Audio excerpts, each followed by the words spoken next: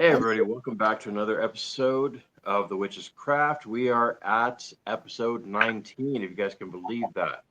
Hard to believe. So it is hard to believe we've already gone through 19 weeks of this, 19 episodes, and we just keep on going. So Yep. um, I am Hello. joined one more time by Hello. our wonderful token Baba Yaga type, formerly known as our Garage Goblin. And also Gwen. Gwen was just telling us that she just finished up with the psychic fair. How did that go? It went really, really well. It's kind of it's at a pretty good place where everybody sort of does okay, and I think everybody comes out happy. So it always makes me happy. And we had this time um we had kind of a special guest kind of hanging out at the counter, and that was Guy Coggins, who invented the Coggins camera, which you all know as an aura camera. But if you look at it, it is literally called a Coggins camera. And so what Guy has been working on is a little crystal programming device that kind of tunes something to your aura, kind of shoots it up with lasers. Anyway, it's fascinating. It definitely has some tweaks that are needed, but we got to play with it for the day, and it's a prototype. And we had a previous rendition of the prototype in for just a couple of days. Well, about no, actually about a month, a few maybe 6 months ago. So this is rendition number two, and it's getting fancier every time I see it. So we'll see what happens.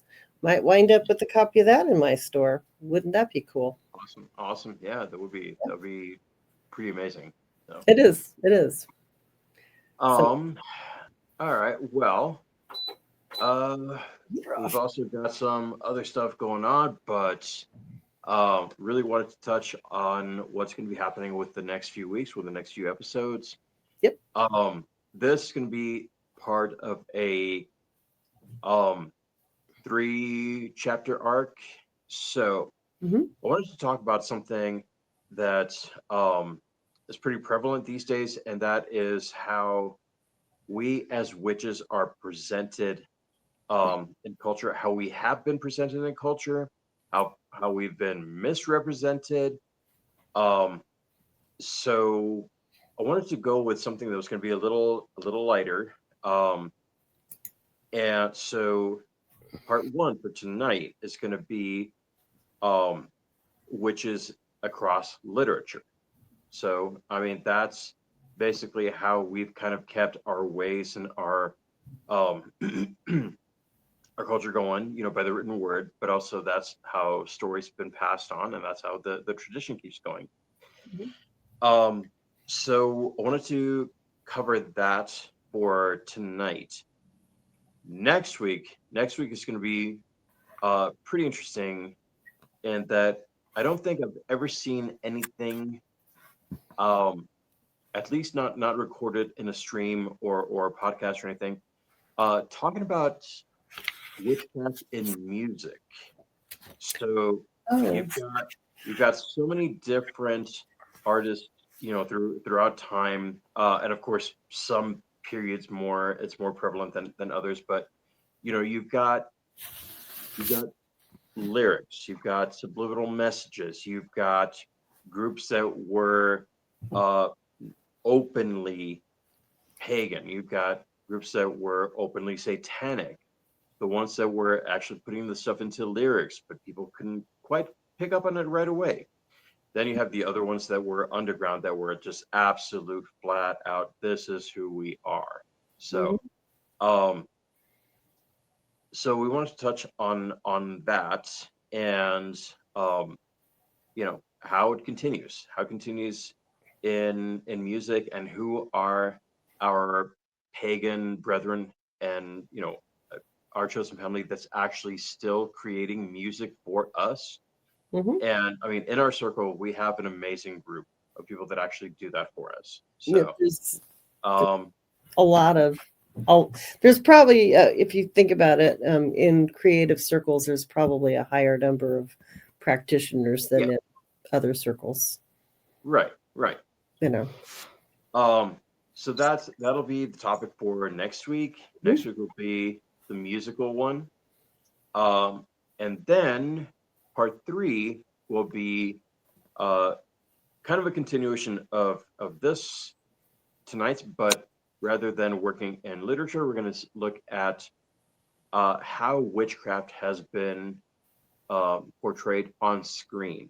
So movies, TV shows, musicals, all of that, and across different genres, because you have different genres in film that still involves some kind of witchcraft, whether it's in a comedy, more All the time, always it's in especially horror. this time of year. Yeah, exactly. So that's going to be our three-part um, arc or three-part section.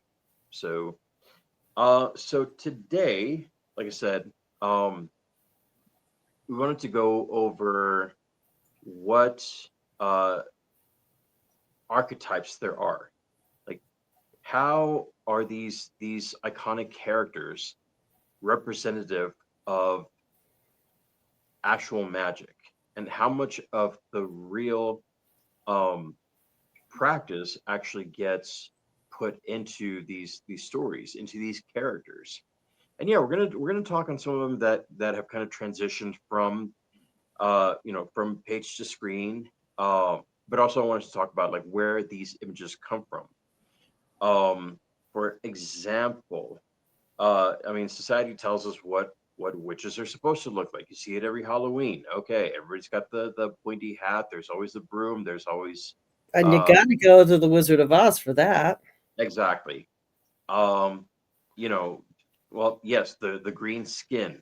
I thankfully have not gone You look any. a little green, Joe. Look right around the gills. Well, The I hair. mean, that's for other reasons, but but yeah. Um, Oh so no. Yeah. yeah. So we have these stereotypes of what we look like. So wanted to kind of touch base on where this actually like really came from. So I mean, we've already kind of touched on that. The pointy hat, the green skin, the preferred method of transportation, unless you're Baba Yaga, it's always going to be a broom for some reason. Um, Baba Yaga, she travels around in her cauldron, I believe. Hey, Um, you leave my chicken house alone, okay? or she has a mobile home. It's a Speaking chicken hut. Yes. speaking from the other side, you know, kind of the voice that comes in. Yeah, it's Right. we know Baba Yaga is like on the other side of a Mhm. little barrier there. So you can't really see Baba Yaga today so far. Right. Yeah. That's Um, okay. oh, So she says. that's we have her on call. Trust me. Hmm. Um, so Be good uh, kids. the other Good. yeah. So the other characteristics which you kind of pick up on with the different stories is that the witch is an outsider, I thought it was whether by cheese. choice, I thought the whether moon it's was whether it be cheese. by choice or against her wills. She can Mm. be outcast, or I mean, literally at this point in time in our timeline, living out there off the grid in the middle of the woods as this uh you know crone or this like wild man, it's really sounding pretty damn good. So Mhm. that could be the witch as an outsider by choice. Mhm. um so there's always the magical powers, of course. They can fly, we can cast spells, shapeshift, or transform others. Again, a lot of the stuff, really really wish we could do that. I mean, God, if wouldn't people it be cool? could fly, there'd be so much less trouble with traffic getting to work. Oh, I don't Which know. would be a horrible thing. I think we just collide up there like very badly behaved birds, which I have seen collide in my living room before. I have seen my birds Uh, do that weird little thing, and then one lands. you know, That's true, they're but not coordinated. well, I'd like to think that the rules of flying would be the same as, you know, the rules of driving, and that's don't fly drunk, please. Um, And you know, yeah, pretty sure that yeah, that might I mean, you earned your title there, Joe. Ridiculous. Just I'm pointing just saying. just That's pointing true. There's going to be lanes, and there is going to be one designated called Vroom on your broom, and you have to have you plus a familiar in order for you to go stay in that lane. Oh, And then capitalism will cash in on that, and it'll become Uber flights.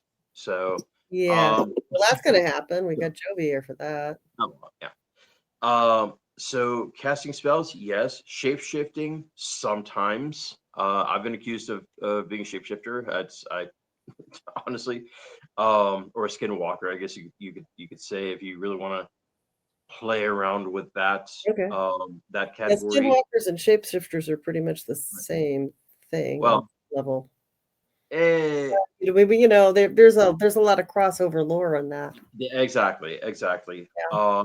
Or transforming others. How many have actually tried to transform that orange buffoon over in the White House? I'm I pretty was sure thinking there's been that. some Thinking that. somebody has probably tried. They went for an orangutan, and it's It came just close. it came close, exactly. So it I'm didn't quite thinking right work. now there's a gypsy curse on him that says thinner Mm, because he's starting to okay. look So he's starting to look thinner but not very healthy. true. Remember the movie Thinner? That was about a Yes. gypsy witch. Speaking of Very pop, good. Yeah. And that actually kind of ties into to the next characteristic is that, and that is that this person uses this knowledge to exert her will on the world. So in the case of Thinner, um, and I vaguely remember, but it's like, okay, as a point of exacting revenge for something, it's like, okay, you're going to become so thin. So there's that. And for some reason, and I hate this one, the witch is supposed to be not conventionally attractive. What or that is really extremely cool. attractive, Right. Um, unusually so, right. kind of like a vampire. There's a Right. crossover too. So she can also be incredibly vain and obsessed with making herself beautiful, and that's where you have legends about icons such as Elizabeth Bathory, the Blood Countess, and she was kind of the counterpart to Dracula, where it's like There's some truth to that she bathed in the blood of right, maidens, and not to say that it worked, but that is one of the that's one of there's two uh, kind of myths about that. One is that she was a vampire, and Borgia, right, that was Lucretia Borgia, and the other that she was a witch. Now, because vampires are probably not necessarily a reality, and at least I haven't met one. It probably really was more that she was a witch, and she probably did do some of that because she probably thought it would help. yeah. Obviously, eventually she was, in fact, I think she was put to death. I think they rose up against her. Am I right about that? I So think you're I'd right. have to look that up. Right. Token Baba Yaga could probably do a quick little research on that and keep us on track if she were to do that, if Baba Yaga was willing.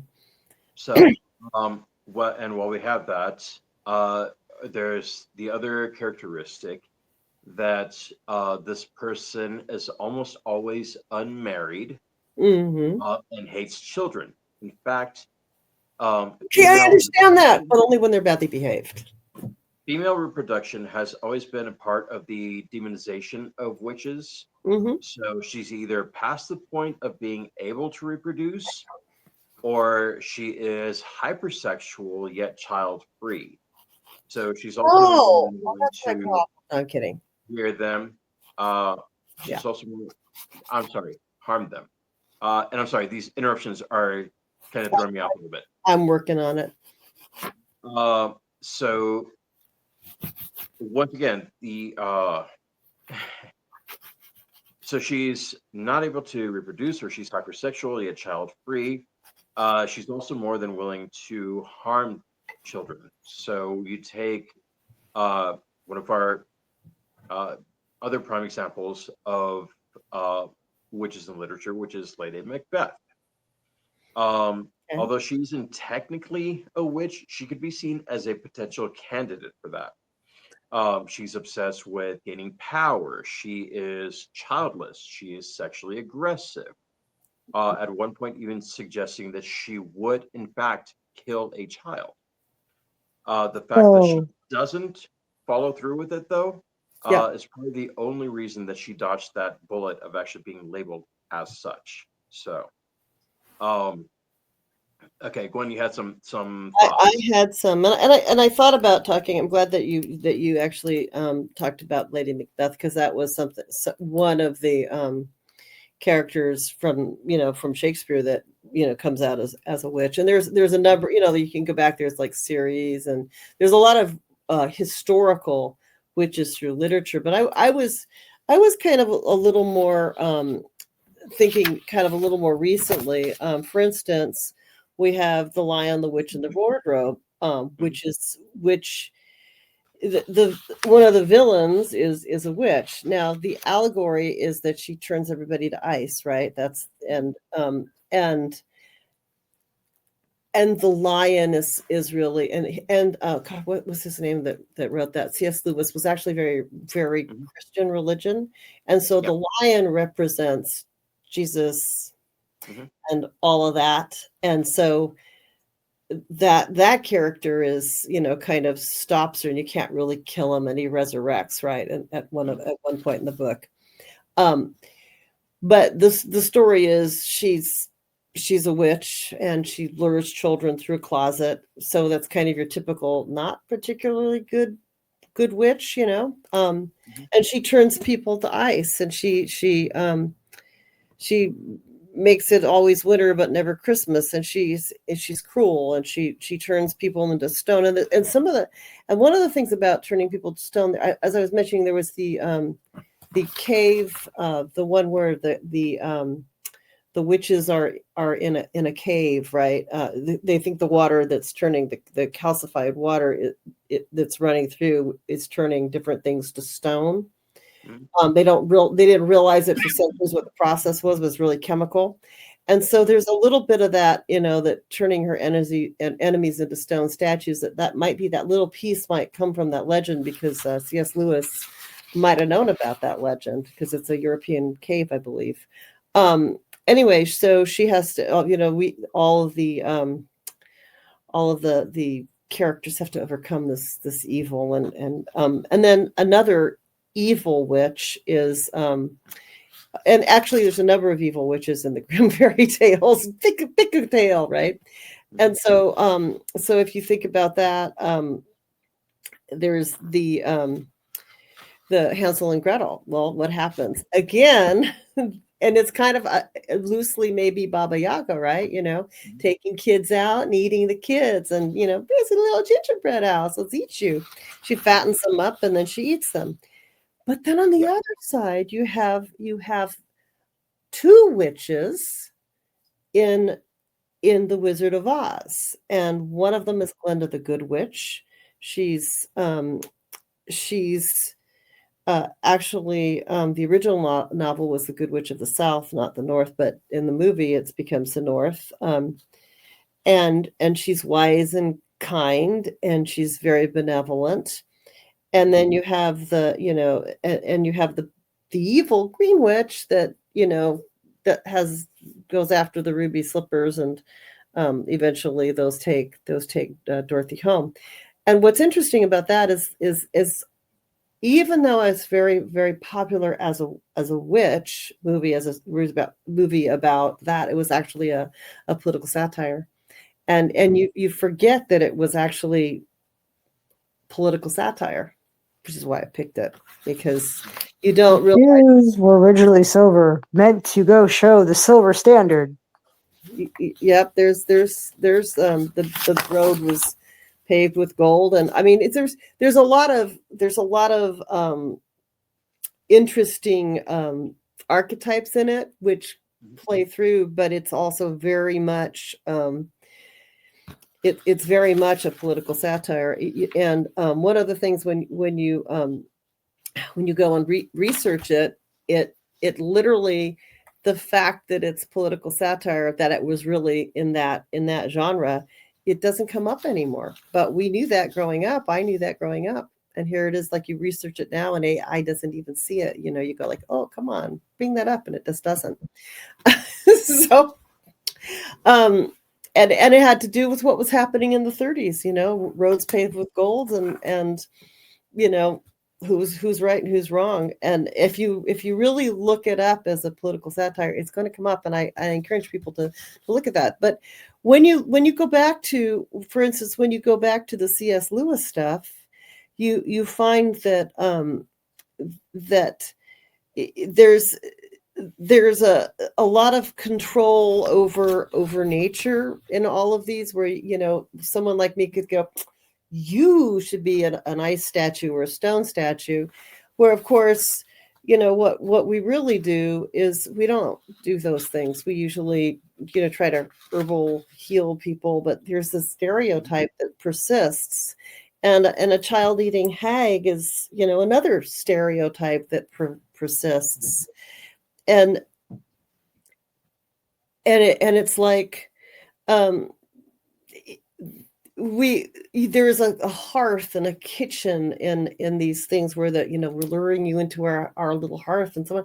In reality, most of us that are practitioners see the hearth and the kitchen as a place to heal. And because Christianity really favors not trying to have any control over the element, especially not allowing women to have control, and realistically, women were often seen as witches. Men were accepted into the clergy and women weren't, and so on. So if we did anything different, or we tried to heal anybody, we were seen as being evil. If a cow died in a field, you know, down from us, then, you know, the healer got the blame, because somehow your problems with whatever problems you had, mold in your crops, or, you know, what's the one that is like the dust, the anthrax or whatever, that was our fault. You know, if people died of the plague, a witch brought it to town. Never mind that, you know, maybe if you just kept your area clean, you might not have those fleas. So if women were doing things that were healing, and we somehow managed to clean our space and not have the problems in the space, or just kind of recognizing that something was good for healing, then we were the ones that were getting the blame. And you want to look for a scapegoat, find your local town healer. So one of the sad things is this is one of the reasons that that a lot of healing, you know, cures and stuff were lost over time. And, you know, and if you look at there are a few mainstream religions, such as Christian Scientists and so on, that still don't believe in taking their kids to the doctor. And those kids occasionally get taken away by Child Protective Services, because they get sick and they're not taking them to the doctor, and the kid gets on death's door, and, you know, somebody steps in, which I suppose they should. Yeah, no, absolutely. Oh. And yeah, that is true, that, you know, typically, and even if it wasn't the healer, it was always going to be that one woman who was slightly deviant and not you know, nonconformist is what I'm looking for. Mm-hmm. That was always the one. And Glenda was beautiful. Glenda the Good Witch was beautiful. And the one who was very, very powerful was green and not beautiful. And Hansel and Gretel want to go stay in the, you know, woods, and the old witch was fattening them up, you know, and she was a hag, you know, and Maybe she was a cannibal. I mean, cannibals do exist sometimes, but you would think that it probably it's more of a I think that's more of a Baba Yaga actually Mhm. comparison. So we crop up in literature all over the place. Mhm. There's Not and good. I'll talk about it 2 weeks from now when we do the film section of this. Um, there is an absolutely amazing movie out there. Some of you guys have probably seen it already, but it is called The Witch. So, and that's where you get that icon of the black goat. You got Black Phillip. Um, Oh, I know. It's set back in the 1700s or something in Eastern exactly, US. exactly. I s- Um, that was actually pretty yeah, good. I liked it. that was actually really good. But Yeah. uh, the point with that is that it's a perfect example of how when things go wrong, generally the head of the family is going to be, well, we're not praying hard enough. We're not, uh, we are meant to suffer. We are meant to go through this, but we are meant to like earn God's bounty and all of this. Hmm. And the poor daughter, who's the one who is um, doing the best that she can, she's the one getting blamed for everything. She's blamed for the disappearance of the youngest. She's Hmm. blamed for uh, the other ones getting sick. Um, really, really amazing film. And didn't she Highly eventually just say recommend. the hell with you guys? I'll go off with Black Phillip or something like that. Isn't that how that What's that? is it? Didn't she eventually just say the hell with you guys? I'll do what I want. Wasn't that kind of the end of it? I can't Um, remember the end. I'll have to see it. in, See it again. well, spoiler alert, spoiler alert. Yeah. Uh, yeah, it's to the point where it's like she's become so jaded that she decides to go ahead and fall into that. Like, okay, this is what you say that I am. This is what I will become. So, but it's a great film, great film. Um, but yeah, it just to touch one more time on the fact that that is exactly what it was like. It's like, okay, you have the one person who's not conforming to what religion says. That person is the one responsible for all of your experiences. Hmm. That's the way that it was. That's the way that it's been written, particularly for us. Um, looking back at the appearance of what this person is supposed to look like. I mean, you had the healers, you had you know, the woman in the woods, and I'm sorry, I have a cough drop right now. So, but anyways, you have the yeah, you have the one in the woods. She probably looked a little different than your average woman in society. Um, and then you have the iconic hats, uh, which hasn't really been definitely explained, but there are some theories as to where that actually came from. So next time you guys see this, Halloween, yeah, we're in the clearance aisle right now, in the stores. Um, okay, so to paraphrase Mark Twain, which I have a lot of beef with, but that's a whole other discussion. Um, the hat makes the witch.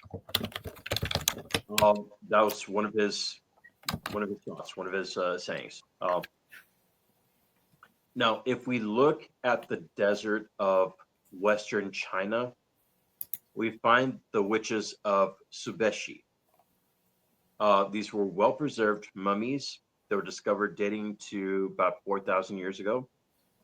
Um, and these ancients were preserved with black belt conical hats, thought to have been used in relation to falconry, as one mummy was also found wearing a thick leather glove on one hand, perhaps to land a bird of prey. So now, here, even in this, you kind of have two little characteristics. You have the person wearing the hat, and you also have the person with that same person with a familiar. So, um, but the origins of the hats in connection with witchcraft are actually difficult to pinpoint. So, you have medieval depictions of witches, uh, and they often, they're nude or they're bareheaded or they have the long hair, mingling with like flames and smoke. Um, and then you have like woodcuts from the 1600s that occasionally outfitted spellcasters in common bonnets. And it wasn't until the 1710s and 20s that in children's books in England, um, you had the first illustrations of supernatural tales with crones in peaked hats. Um, so you also had the tall golden conical hats embellished with star and moon symbols that were worn by priests in the Bronze Age to denote their special ability to read the stars. These early astronomers were thought to have magic powers and divinatory abilities, as they would use their skills to predict the weather. Um, and later on, that conical hat would change from a headpiece of honor to one of shame. But before I get into that, if you guys are not able to imagine what I'm talking about, I got the best example for you.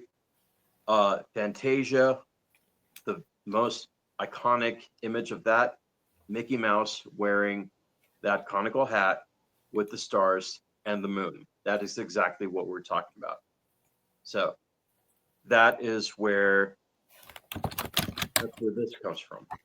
Um, or rather, that is why he's wearing it, because he is the sorcerer's apprentice. The sorcerer is the man who can do all of these things.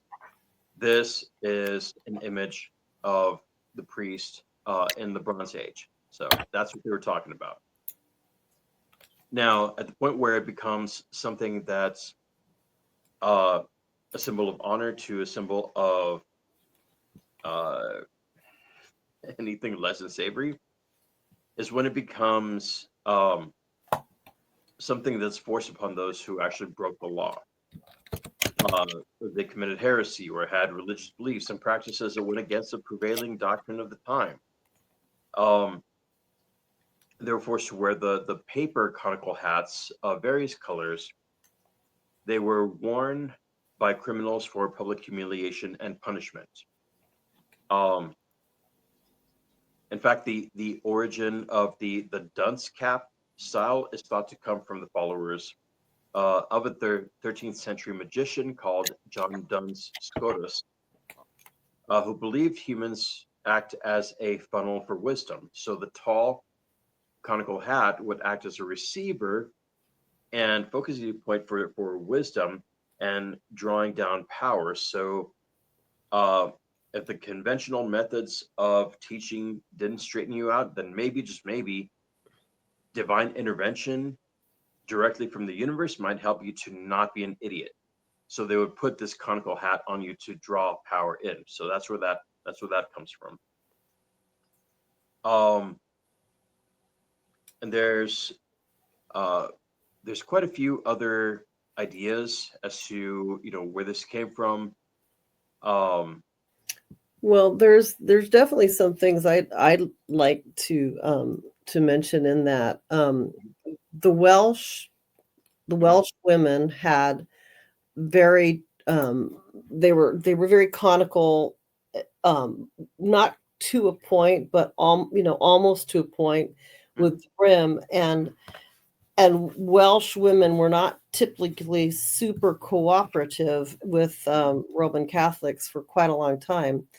Also in the in the medieval time, a lot of women had those very long, tall, pointed hats in the aristocracy, which there's actually the two pointed ones and so on that they borrowed for Snow White, right? Evil Queen.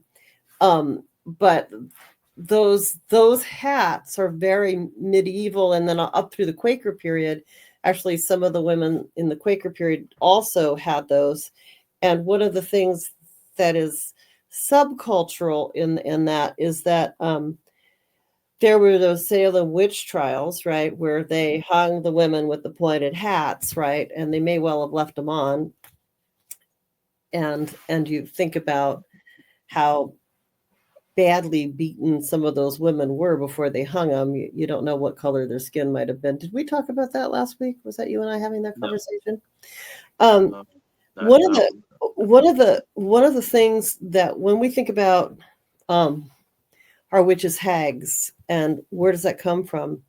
When they would do witch trials, before the women would admit to, to being a witch, which of course they were probably not, especially not then, they would often torture them. They would leave them to rot in whatever cell they had, and torture them and do awful things and beat them, break their noses. Things would crawl on them, and they would be in these horrific conditions while they were going through the witch trial, which eventually ended up almost always in some form of fatal punishment. Uh, you know, and the men that they took out, they stoned them, right? And one of the things that they did is like put stones on them until they died, to see, how long it would take them to die, I guess, but Charles Corey, I these believe his name people, was. Yeah. yeah, they would beat them, or they would float a witch, and of course, in all that clothing, they didn't learn how to swim back then. They would drown and say, "Well, she's innocent. She drowned." If they knew how to swim, they torture her some more. So basically, you would be coming out. You'd be black and blue. You might have gangrene already setting in from some of the torture you had. So that green skin thing, you know, that's kind of a holdover, probably from people having gangrene and being tortured, and black and blue and all kinds of different swollen colors. And the hats are very likely in our pop culture, partly because a lot of the Puritans hung their fellow women. And those hats are Welsh hats. They're also, as you said, the Chinese hats too.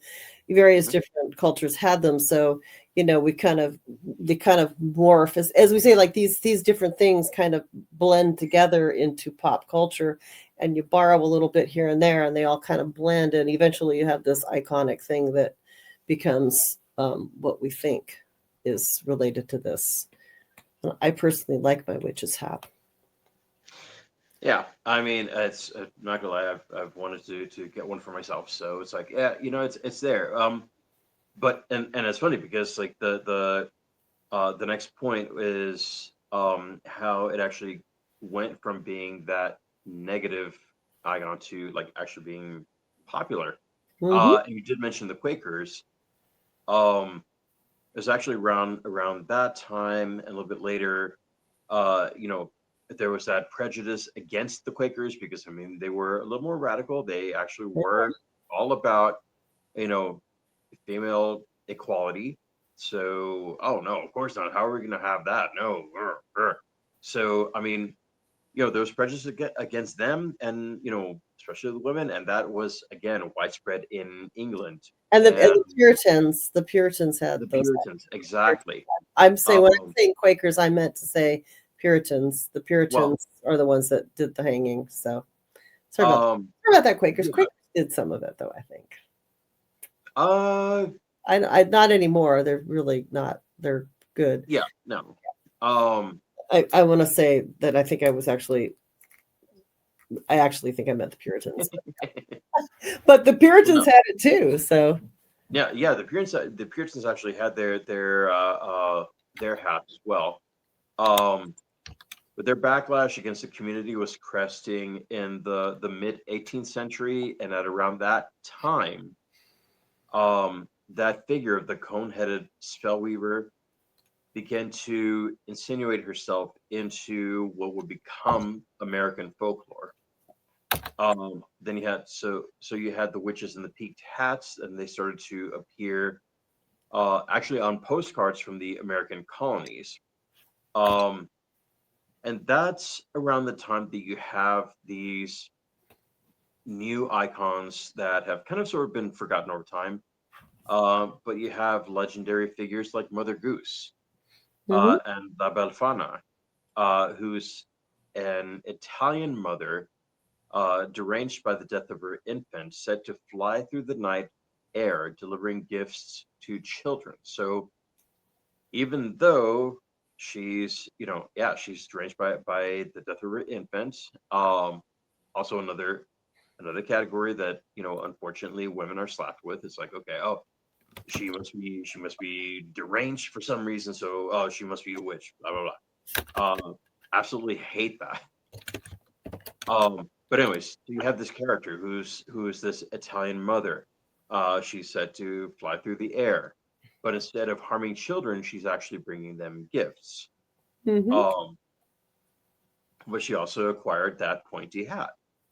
And then, yeah, going back to the witch trials, witnesses reported seeing the devil, a large black man with a high-crowned hat. Later, Victorian era storybooks, they further developed the theme. So over time, um, as a Quaker, well, the Quakers had their hats as well. Everybody had their unique hats at the time.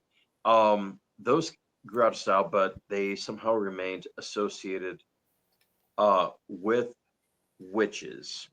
So actually, the first one that we see depicted in her famous pointy hat is from a woodcut that's dated to around 1720, um, long after the Quaker hats were already gone. So, and that was the point where it was an era when the witch hunts and superstitions were beginning to fade. The Enlightenment was right around the corner, and mass media depictions of the witch were becoming more fantastical rather than warnings of a real threat. So that is when we became, um, well, to quote Tolkien, legend became myth. So we kind of stepped into the mythical side, and from here on out, the English vision of a witch spread and gained traction. And as all cultural images do, this version of the witch spread. In literature, the conical hat continued to mark deceivers, tricksters, and mischief makers, including heretics, ogres, dwarves, all of that. Um, but there's one more theory that we didn't touch on. I personally like this one. It concerns the persecution and discrimination against female independence. I don't like that part, but it is the British alewives. These were ladies who produced craft beer, which Oh they yeah, sold themselves. They yeah. sold themselves. They sold the beer on the street corners.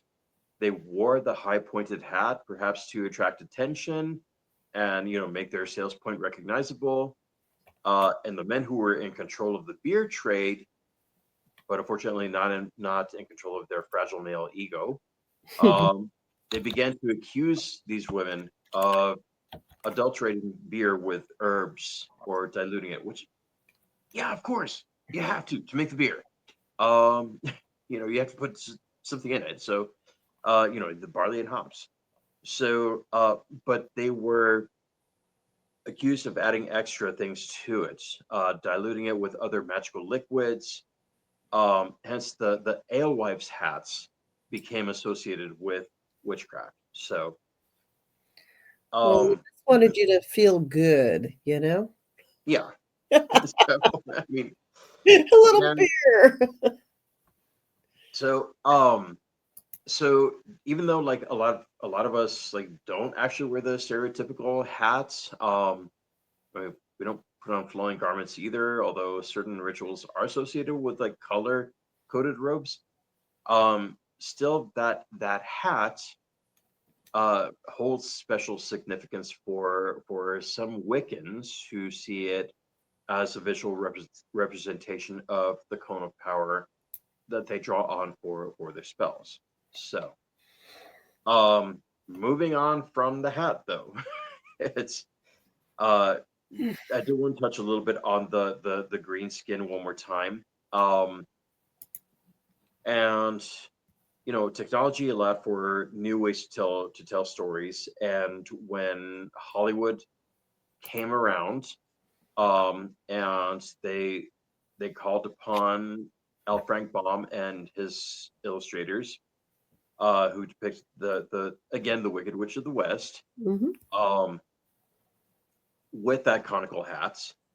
Uh, when it was written in 1900, and when MGM put the witch on the screen, of course she had that pointy hat.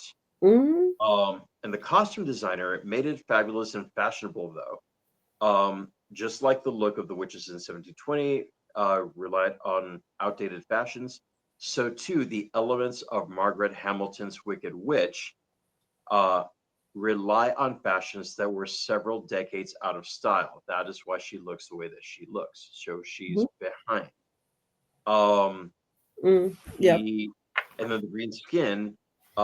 It is actually a relatively new incarnation. So it doesn't fully go back to what we were thinking it does.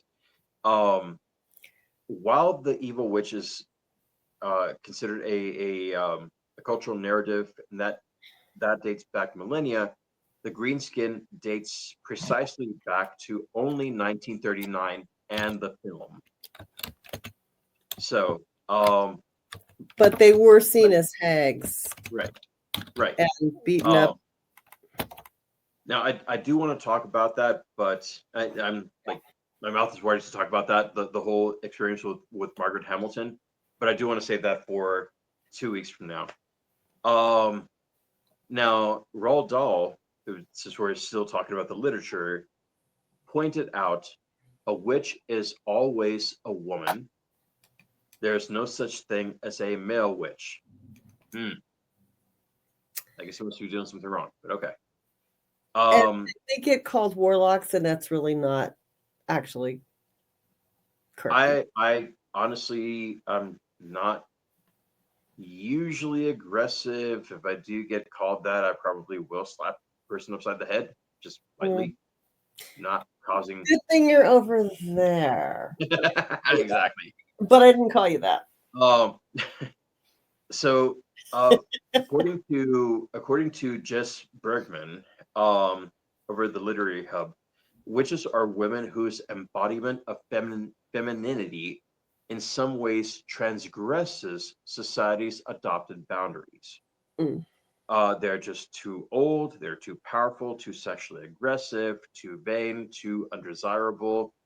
Thank- Um, I call bullshit on all of that, um, but okay. So before getting on that soapbox, let's have a look at some of the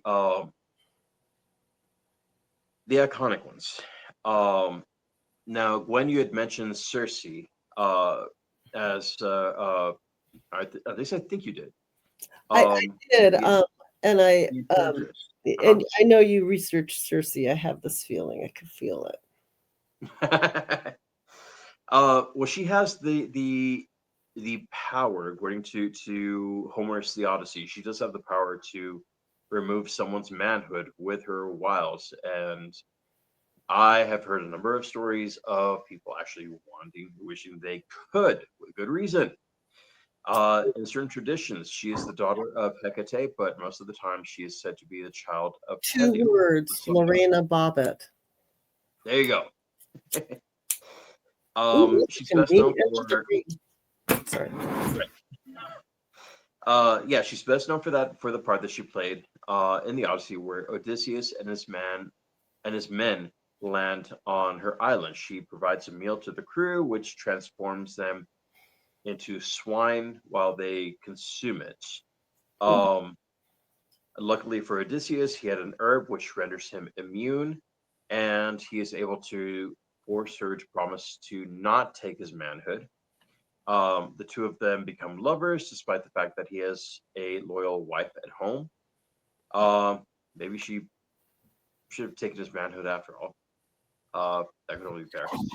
Um, And again, it's an irony that Circe becomes the devil woman while poor Odysseus is her hapless victim, an early example of the witch being the woman who the man cannot resist. Um, so that's who Circe is. And then the weird sisters. Um, The Sibyls. yes, sorry, the weird sisters from Macbeth. Oh yeah, Uh, yeah. Okay. yeah, the ones that they resemble the fates of Greek mythology. Three Fates, yeah. Um, There's a number of three sisters. There's the right. three Sibyls. There's the ones that share the eye, and there's a number of them through various. Yeah. Well, that's and what's interesting is that they are kind of the ones that kind of really get that story going, and as far as like they know, uh, well, rather like the fates of the Greek mythology, uh, they're able to spin the threads that determine how long a mortal life would be and how much suffering like you would experience, how they would die. And I mean, these sisters in the play, I mean, they know as much, and they give the title character some information without giving him a full on explanation. Mhm. Um, and that's his downfall. He thinks that he knows or that he fully understands the prophecies. Obviously, he doesn't. So, There's a there's Shakespeare always had the kind of the tragic. He had comedies and he had tragedies, and any character that got kind of out of balance, he would kind of push him down. And therein lies the moral lessons, right? So, and he always had a villain, and the sure. villains always led people astray. From Iago on down the line. Right. So, And then there's also Morgan Le Fay. Morgan Le Fay now hopping over to the Arthurian legends. mhm. Um, she's another character who's been transformed dramatically down through the centuries. She's believed to be derived from the Welsh goddess figure Modron. Mhm. And I apologize if I'm getting that name wrong. Um, she's also developed into being the daughter of Arthur's mother, Igraine, via her first marriage. So they're step siblings. Um, she just kind of goes through several different incarnations, and if I remember correctly, she is also the one credited with giving Arthur Excalibur. So she's kind of linked with that lady in the lake. I don't think I think that she's probably not the Lady of the Lake, just from, Okay. but I, but those legends all kind of blend in. Remember that Yeah.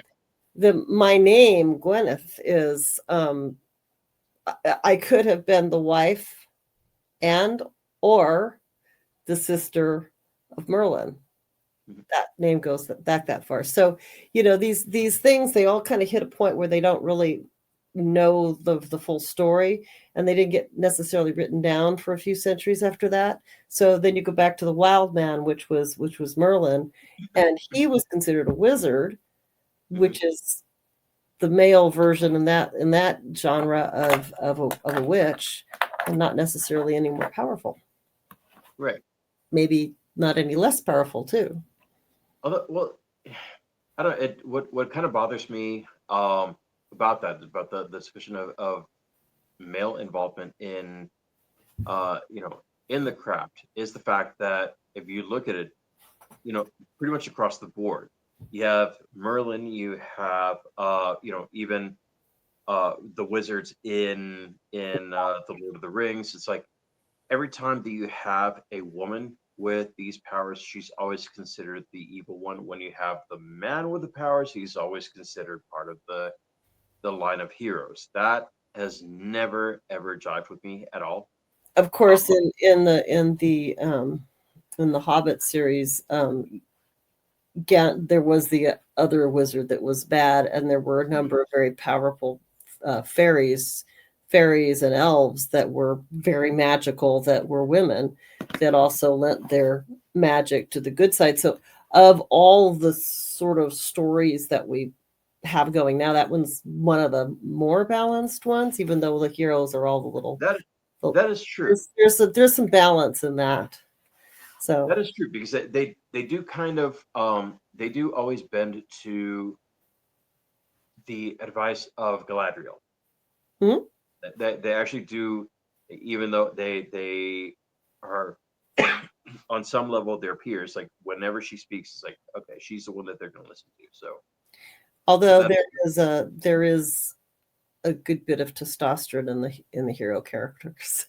oh So yeah, I'm gonna say it, even though they're little things, with big feet, they're all boys, they don't take the girls out on that quest, do they? No. Mm-mm. no, yeah, unfortunately not. So um, then you have like the other ones, and I'm not really gonna touch a whole lot on this particular family, but the Mayfair witches. The Yeah, Mayfair I witches haven't watched the most recent one, so go easy there. yeah. No, I mean it's kind of interesting that overall it's I mean you have this family of witches, the Mayfairs who even though they're powerful, they're still kind of tortured by this one male demon. That's Mhm. like that's and I mean I know Anne Rice always has to like add like Shakespeare, she always has to add that tragedy, right? Yeah, I she mean, does the tragedy stuff yeah, pretty. She's there with it, for yeah, sure. she is. Um, and then getting back to Elphaba, which she seems like she's been the most prominent, our wicked, our so-called wicked witch. And I say that because I mean I really do want to cover the fact that the story of Wicked really changes things around. It gives us a better understanding of who this supposed wicked witch is. And thanks to our former garage goblin, I've really been drawn into it. Uh, I just love the fact that she is more than what she was portrayed as. So, but again, we will talk about that when we do the movie side. Um, so I did uh kind of want to go into some of the most uh mainstream ones, and that is the witches in my realm, which is the comic book ones.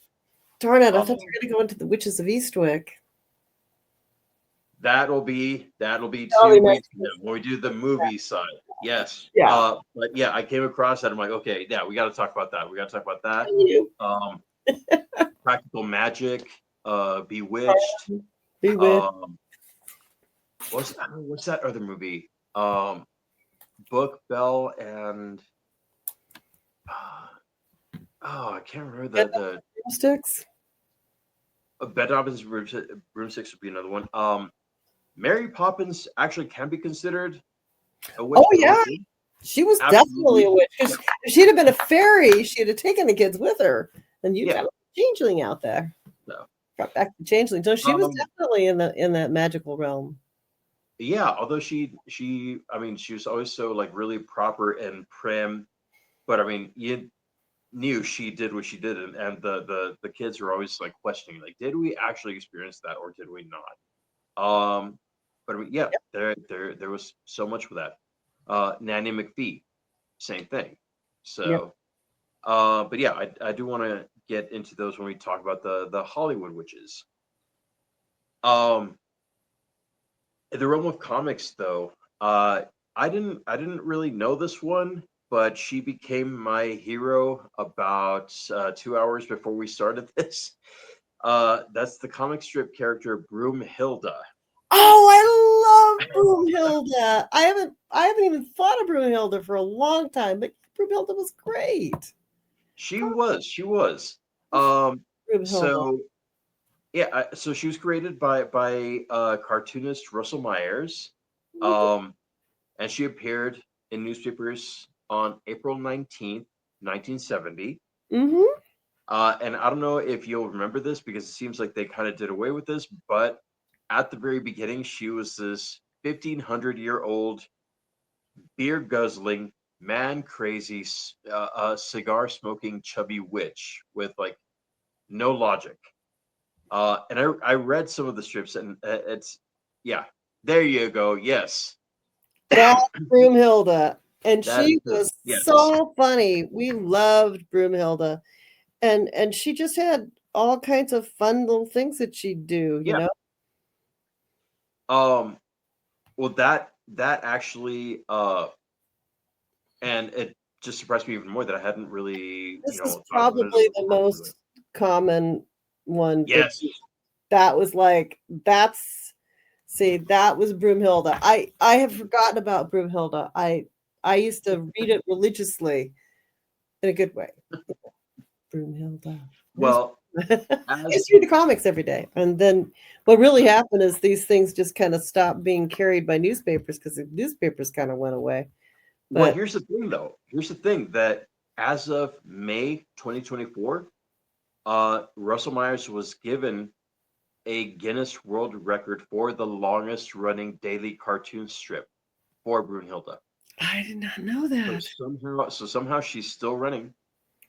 But of course, Um, none of us gets the newspaper anymore. But there she yeah, is. I had no she idea. is. She's still there.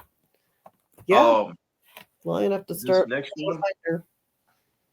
So that's Broomhilda. This next one, our token Baba Yaga can have some appreciation for, and that's Magica Dispel. I wonder if she remembers who that is. I don't remember who that is. Well, Magica Dispel, Magica being Italian for magical, is a cartoon character created in 1961 by Karl Barks for the Duck universe. An Italian sorceress, she constantly attempts to steal Scrooge McDuck's number one dime. So she was a prominent character in DuckTales. Yes, now I remember her. So Not that's Magica one. That's Dispel. her. Yep, Uh-huh. yep. The Um, Donald. She was in the Donald Duck stuff. yes. Dewey Duck. So yeah, she was always trying to steal Scrooge's number one dime, which she believes will play a vital role in magically obtaining the same fabulous wealth of its owner. So, once again, she is that one who is seeking power. This is the one of the classic ones of her. Yes. Get it back into. So I do remember Magic at this. I just didn't remember the name. Didn't ring a bell. But Broomhilda, I loved Broomhilda. Broomhilda was Well, awesome. I also have another one that I think we all love and have appreciation for, and that's Grandmama Adams Oh, from the Adams family, who is in fact an aged witch who concocts potions and spells and dabbles in fortune telling and knife throwing. Yes, that is absolutely her. classic. Yes. See, Um. she was hysterical. Oh, she was. She was. And Um. they did have this what's her name? I can't think of her name. Play her more recently, but Mhm. the classic was that. Yeah. Yes. Let's see if I can more There's images. and so it's interesting that this bit of information kind of came up because not too long ago, um, Baba Yaga and I were actually talking about it and like discussing is she the mother of Gomez or is she the mother of Morticia? Um, and apparently across various adaptations, the exact familiar relationship it actually shifts. So sometimes she's portrayed. So Um, if I can get yes. this in here where the light isn't so good on this. Okay, so let So me see. sometimes Or she's let me put off this other. I'm just gonna turn off that one to see if it. Oh, it doesn't really do any good. But you can see that's she all right. shifts overall. Yeah. She does. She shifts. And the most So recent one, sometimes, she's very put together, you know. oh yeah, yeah. Sometimes she is portrayed as Gomez's mother, but Hmm. sometimes she is uh, Morticia's mother.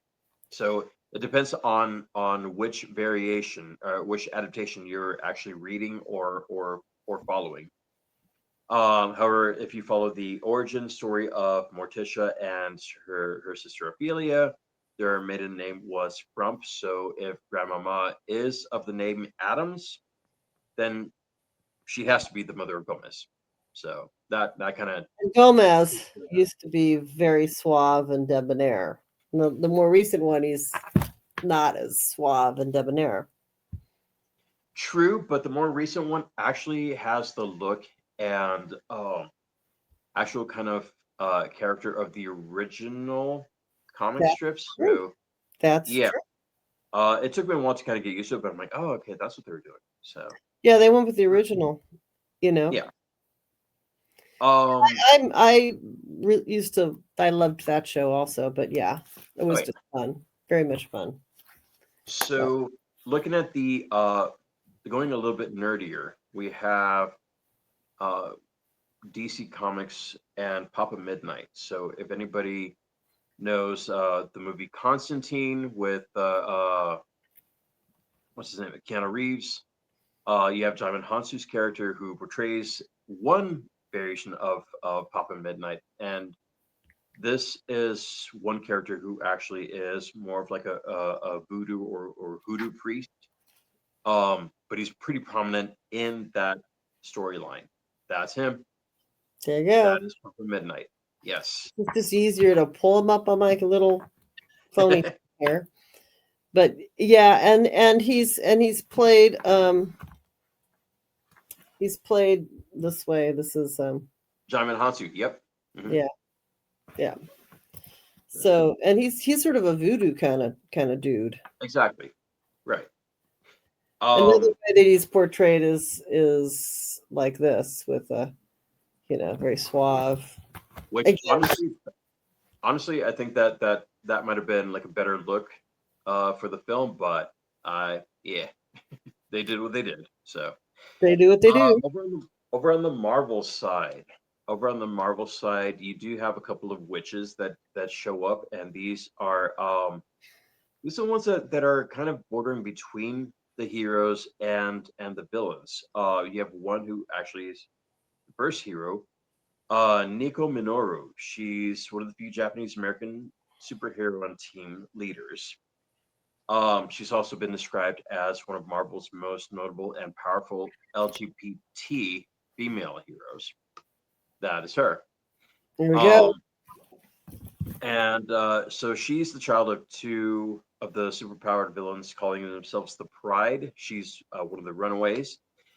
And in her case, she is the daughter of dark wizards. Now, upon She's got some. finding out, she runs away with a group of friends and later discovers that she's inherited her parents' magical aptitude. She Hmm. is, in fact, a sorceress, like her parents and great grandmother, and can cast nearly any spell imaginable with the staff.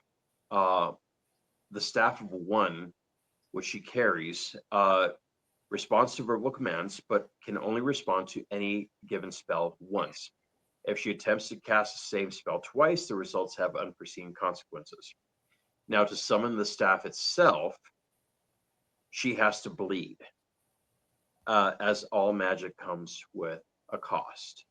So, um, she's a pretty interesting character. Then you have, of course, the one who's right here on my shirt here. This Wanda Maximoff. You have the Scarlet Witch. Okay. Um, Do you want me to? I can pull up the Scarlet Wish. Let's see here. so the thing with her is she actually is one of the most powerful characters. Um, being able to warp reality. She can cast a spell. She can cast energy. Thank you. Yes. Hmm.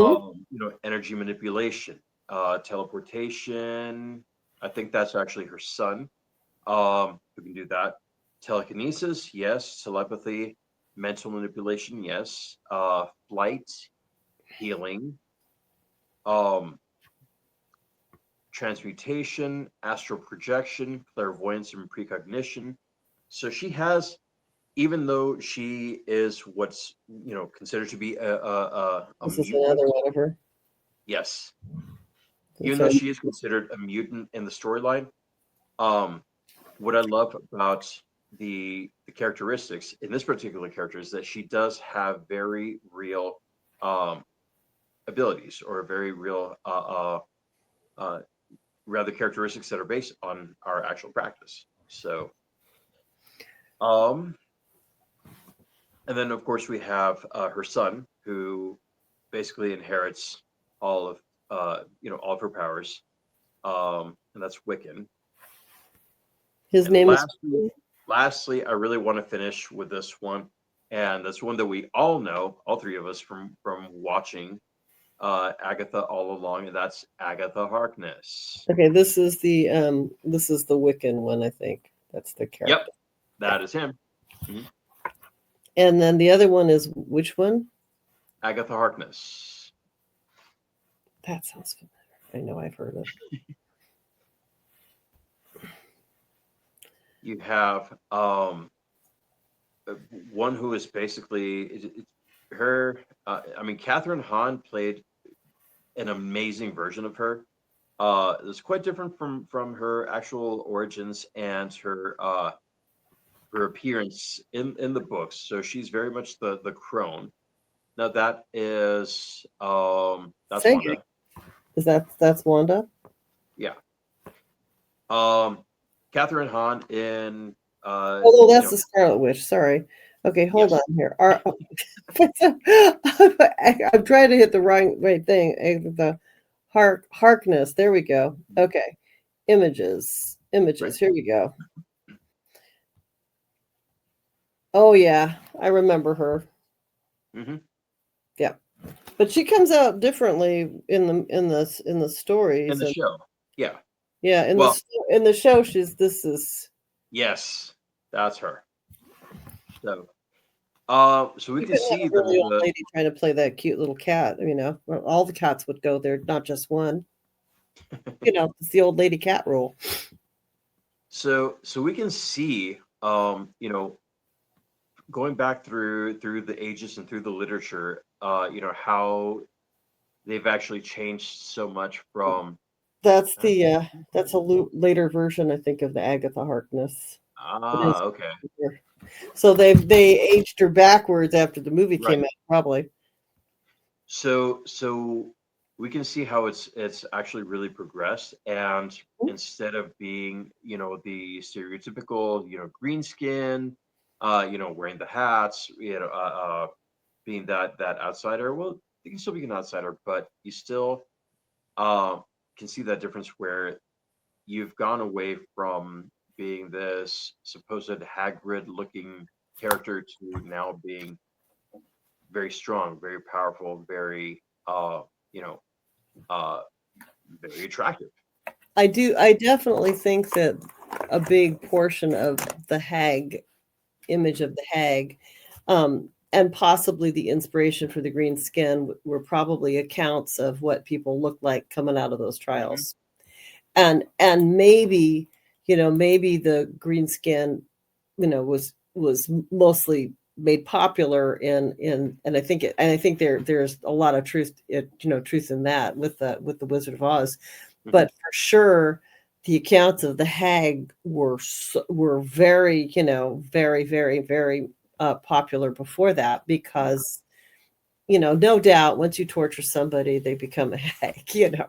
You want to Oh, see a swollen face. There it is. It's kind of try to spend a few weeks inside a dungeon. It isn't pretty. exactly. You're not going to look proper You're not red. going to You're not look going to look okay anything that way. afterwards. You may never look okay again. In fact, that's if you survive it. Yeah. So torture does that to you. Go figure. Oh yeah. So well, Crooked hopefully this. fingers, you know. Yeah. hopefully this cast hasn't been torturous to anybody. Thanks for sticking with us. We're But gonna that a is couple more things. One more little thing. Two more little things. yes, Right. yes. So the one of the things that our garage goblin Baba Yaga wanted to talk about was bloodstone, and Yes. Our stone of the week. bloodstone is our stone of the week. I did not pull up a picture. See how it looks like the stone has a little spots of stuff in it, kind of orangey. It looks like it's bleeding. So bloodstone is a very good stone for for for cleaning your blood. It's a healer. It's got it's supposed to help banish evil. It's supposed to help you with intuition and creativity. And it is something that is supposed to be good for your blood. Now, let's see if I can do this. Let me just see if I can pull up some images off of my website, which is, let's see here. Hold on, if I could do what I want to do is I want to do a little tiny screenshot here of my computer screen in the background, because we do have quite a lot of stuff with bloodstone. And let me see if I can pull it up here. I'm going to add it in. Let's see here. Image file. Got to get it out of the downloads. Here it is. Open. Hopefully I pulled up the right one. Ha! I did. Yay. So this, so if you can see this, bloodstone it can have a lot more red to it. If it's a real purpley red and it looks like that, it might in fact be ruby zoisite, which is ruby in zoisite, and it can look quite similar to bloodstone. So that's one thing that we have. We're going to resume a sale on our website. Oopsie, let me get back to the screen. We're going to resume another sale. We'll start it towards the end of the month on the website, but so it'll go back down a little bit, probably 20%. So it should be pretty good. And basically, if you are thinking about using bloodstone, you can put it. It's a nice stone to wear because I think it's a kind of jasper. I think I'm not 100% sure, but I think it is. And you can wear it, anywhere you want. This one of the things that the Crystal Bible recommends is that you can put it in a bowl of water beside the bed to have a restful sleep, or you can tape it over your thymus. So, I mean, there's things you can do with it. And it is supposed to help warding off evil, and it's supposed to be calming. Bloodstone reminds me energetically of Unakite, in that it sort of has that kind of feel to it where it feels very balancing. I like it. And I am almost out of it at the store because it's that popular. So we had a little run on our things. So that's bloodstone for you. And if you want to buy it, AvalonVisionsProducts.com. We have some. You're helping small businesses. Or better yet, if you guys are close enough, go down to the store. Come on in. You're going to walk out with a whole lot left, but I've got one piece on my desk. I may put it up front and it'll be charged up. Now, there is one other thing I'm thinking about doing, Joe, and I think this will interest you also. Mm-hmm. Is I'm thinking of doing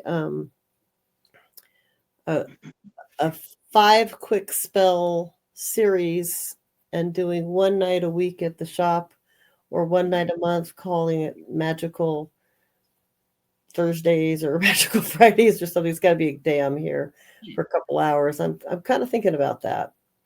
So if there's an interest, you watched it all the way through to this point, let me know.